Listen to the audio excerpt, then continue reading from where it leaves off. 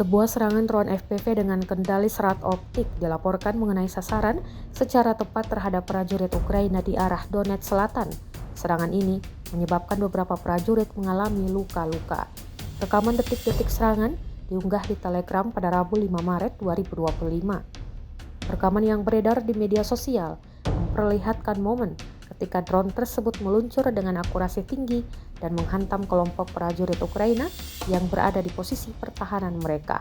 Akibat serangan itu, beberapa prajurit dilaporkan mengalami luka serius.